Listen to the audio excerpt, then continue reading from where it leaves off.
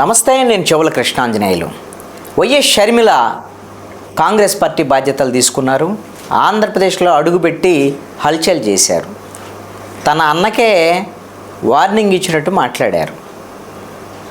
తన కాన్వాయ్ని నిలుపుదల చేశారని, పోలీసులు ర్యాలీని అడ్డుకున్నారని, పోలీసులు బెదిరింపులకు దిగారు కాంగ్రెస్ పార్టీ ర్యాలీకి. ఏం భయపడుతున్నారా సార్ అంటూ పరోక్షంగా ఆంధ్రప్రదేశ్ ముఖ్యమంత్రి వైఎస్ జగన్మోహన్ రెడ్డిని ఉద్దేశించి షర్మిల మాట్లాడినట్టుగా సోషల్ మీడియాలో విపరీతంగా ఆవిడ మాటలు, ఆ డైలాగులు అన్నీ కూడా విస్తృతంగా ప్రచారంలోకి వచ్చాయి. అలా అడుగుపెట్టారో లేదో రాష్ట్ర ప్రభుత్వం మీద, రాష్ట్ర పోలీస్ శాఖ మీద విమర్శలు చేశారు. మేము పోలీస్ శాఖ అనుమతి తీసుకొనే సభ పెడుతున్నాం, ర్యాలీకి కూడా మేము ముందే సమాచారం ఇచ్చాం, కానీ మా ర్యాలీని అడ్డుకున్నారు, కాన్వాయ్ని అడ్డుకున్నారు అనేటువంటి దాని మీద కాంగ్రెస్ పార్టీకి కూడా మొత్తం రోడ్డు మీద పోలీసు వైఖరికి వ్యతిరేకంగా రోడ్డు మీద కూర్చొని నిరసన వ్యక్తం చేసినటువంటి పరిస్థితి కూడా ఉంది. ఈ విధంగా ఈ రోజున షర్మిల కాంగ్రెస్ పార్టీ బాధ్యతలు చేపట్టినటువంటి నేపథ్యంలో మీడియా అటెన్షన్ మొత్తం అటువైపు ఉండేటువంటి విధంగా ఒక రకంగా వ్యూహాత్మకంగా షర్మిల టీం బాగానే వర్క్ చేసినట్టు చెప్పొచ్చు.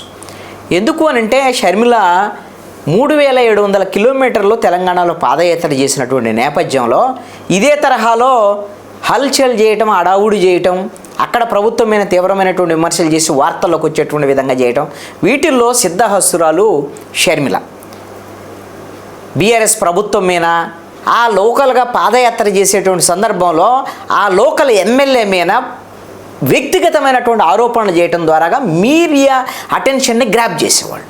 ఆ విధంగా చర్చల్లో ఉండేటువంటి విధంగా చూసుకునేటువంటి వాళ్ళు. సరే, ఇప్పుడు ఆంధ్రప్రదేశ్లో అడుగుపెట్టారు, ఇప్పుడు ప్రభుత్వానికి వ్యతిరేకంగా మాట్లాడారు, ఆహా ఓహో అని చాలామంది షర్మిల గురించి మాట్లాడేటువంటి వాళ్ళు ఒక అంశాన్ని గమనించాలి.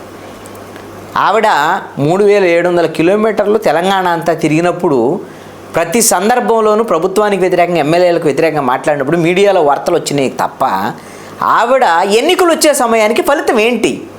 కనీసము తను పోటీ చేస్తే కూడా డిపాజిట్లు రావని ఎన్నికల నుంచి తప్పుకున్నటువంటి పరిస్థితి.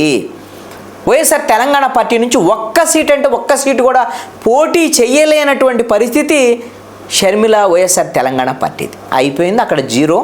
ఇప్పుడు ఆంధ్రప్రదేశ్కి వచ్చారు కాంగ్రెస్ పార్టీలో.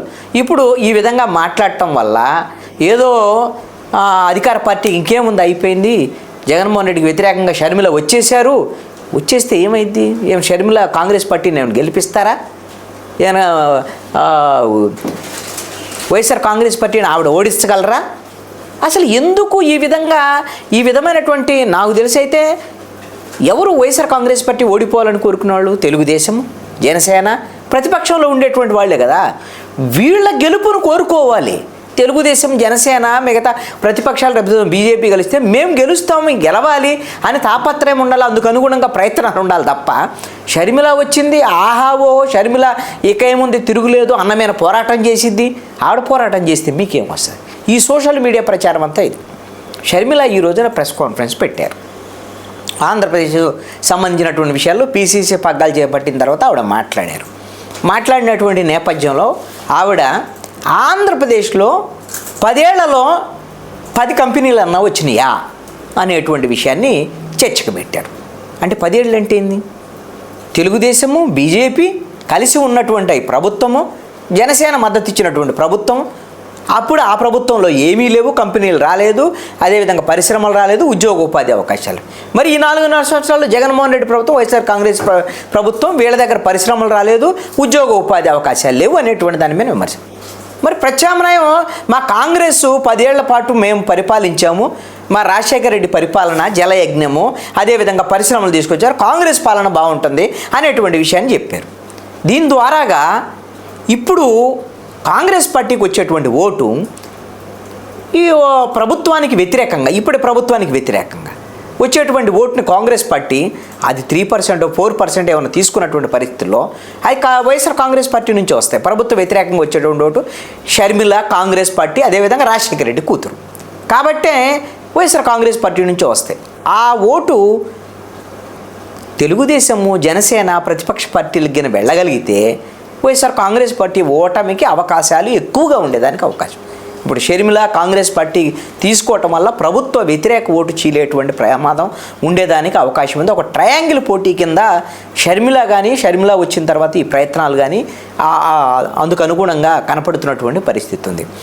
షర్మిల రావటం అనేటువంటి దాని మీద కొంత కాంగ్రెస్ పార్టీలో సీనియర్ నేతలందరూ కూడా ఆవిడ షర్మిల రాకని ఆహ్వానిస్తున్నారు, గట్టిగానే సపోర్ట్ ఇచ్చేటువంటి పరిస్థితి కూడా ఆంధ్రప్రదేశ్లో కనపడుతుంది. ఒకళ్ళిద్దరూ విమర్శలు చేసేటువంటి వాళ్ళు హర్షకుమారు, చింతార వీళ్ళందరూ ఉన్నప్పటికీ కూడా